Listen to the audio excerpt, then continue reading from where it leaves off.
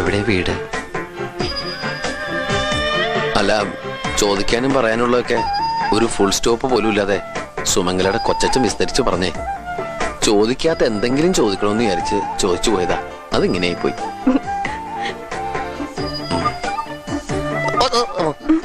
ഒന്നുമില്ല.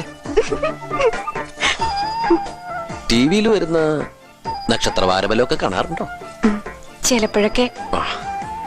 ഒരു ചോദ്യം ചോദിച്ചോട്ടെ? എളുപ്പമുള്ള ചോദിക്കോ?